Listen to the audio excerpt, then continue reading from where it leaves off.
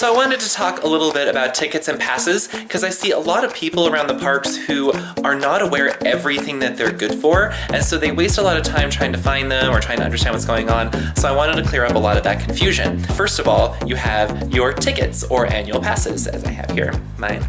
Obviously, you need these to get into the parks, you need them for fast passes. Also, if you are on a ride when it breaks down and they're going to give you a re-entrance pass, they actually use those electronically. So they need the barcode on your ticket to be able to give that to you. Also, for those of you who have annual passes, you need to have them out and ready so you can take advantage of your discounts on merchandise and food. The next one is only really applicable if you're staying at a Disneyland Resort hotel, but your room key not only gets you into your hotel room and the pool areas, but it's also what you need to get into extra magic hours, particularly at California Adventure. They tend to check more there.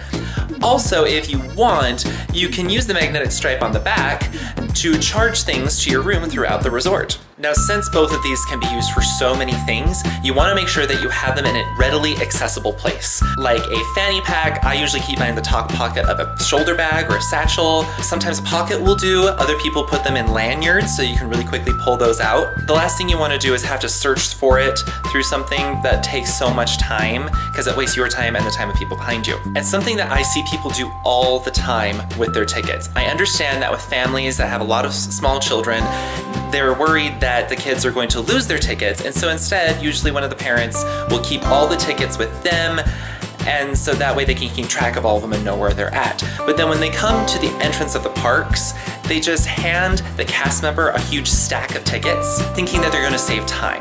Really, what happens is it takes more time because the cast member has to count how many tickets they have, how many people there are, and then they have to scan the tickets and make sure that they're all valid. So it actually takes more time, and everyone behind you is actually getting really frustrated. What you can do instead is when you get in line to get into the parks, take that opportunity to hand your kids their tickets.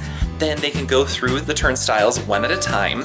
And then on the other side of the gates, you can just quickly gather them back up and put them back in a safe, secure place. It takes a lot less time, and you're gonna get in the park a lot quicker. And just be reminded that with your hotel room key and extra magic hours, you only technically need one hotel room key for your entire party, though I would still leave a few out just in case.